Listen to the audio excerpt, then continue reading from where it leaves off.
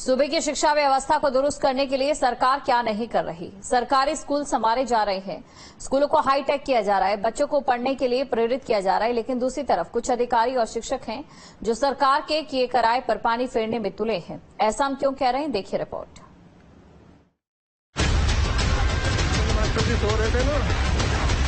ये स्कूल परिसर है, बच्चे बाहर बैठकर पढ़ रहे हैं, लेकिन पढ़ाने वाला कोई नहीं है।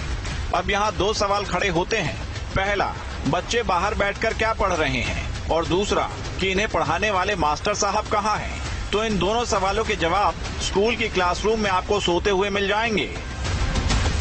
बच्चे बाहर बैठे हुए हैं क्योंकि क्लासरूम में कोई सो रहा है, और जो क्लासरूम में सो रहा है उसी पर इन बच्चों को पढ़ाने की जिम्मेदारी है। मतलब यही है, बच्चों के भविष्य को सपने में बुनते हुए मास्टर जी, या फिर ऐसा भी बोल सकते हैं कि बच्चों की पढ़ाई हो रही है और शिक्षा व्यवस्था अंदर सो रहा है। मामला अमरोहा का है। मास्टर साहब क्या काम करके थक गए थे पता नहीं, लेकिन इन्हें इस कदर नींद लगी कि इन्होंने क्लासरूम से बच्चों को बाहर निकाल के बैठा दिया और खुद पंखे की हवा के नीचे सो गए। एक टांग ऊपर वाली बेंच पर है और दूसरा नीचे वाली बेंच पर। तस्वीरों को थोड़ा ध्यान से देखेंगे तो नजर आएगा कि दीवार पर कुछ लिखा हुआ है। शायद मास्टर जी ने इसे पढ़ा ही होगा। लिखा है, शिक्षा ज्योति आई है, नया सवेरा लाई है। लेकिन यहाँ तो मास्टर साहब का सवेरा ही नहीं हो रहा है, और उधर स्कूल के खुले आंगन में बच्चों का भविष्य अंधकार में जाता जा रहा है। बाहर बैठे टीचर का इंतजार कर रहे बच्चों को भी ये रास नहीं आया, और एक बच्चे ने जाकर अपने पापा को कहानी बताई। फिर क्या था, अभिभावक स्कूल पहुँचे, आप बीती अपने आंखों से देखी और मोबाइल में रिकॉर्ड करके दुनिया को भी दिखाई। बात ऊपर तक जाएगी, फिर क्या होगा सबको पता है। आला अधिकारी बोल देंगे जांच कराई जाएगी, और फिर जांच चलती रहेगी। जुम्मा 4 दिन ही तो हुए हैं।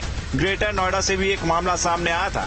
बच्चे पढ़ रहे हैं और मैडम जी आराम फरमा रही हैं। डेस्क पर एक कॉपी भी रखी हुई है जिस पर लिखा हुआ है अध्यापक पत्र व्यवहार पंजिका। इसमें बच्चों का व्यवहार नोट किया जाता है, लेकिन नोट तो यहाँ मैडम जी का व्यवहार करने लायक है। यहाँ मैडम पर बच्चों की पढ़ाई का बोझ है, जिस बोझ को उठाकर वो इतना थक गई कि उन्हें आराम फरमाना पड़ा। अब कोई क्यों ना इस मैडम की कार्यशैली पर सवाल उठाए।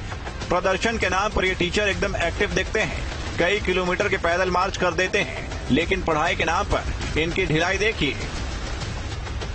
एक तरफ अमरोहा के मास्टर साहब हैं जो बच्चों को क्लासरूम से बाहर निकालकर अंदर खुद पंखे में हवा खा रहे हैं और आराम फरमा रहे हैं, तो वहीं दूसरी तरफ ये ग्रेटर नोएडा के सरकारी स्कूल की मैडम है जो बच्चों के बीच में ही आराम फरमा रही हैं। हर कोई सो रहा है, चाहे वो स्कूल के टीचर हो या बच्चों का भविष्य। अब पता नहीं इन्हें नींद से उठाने का बीड़ा कौन उठाएगा।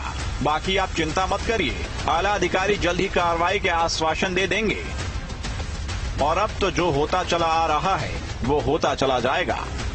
T news state.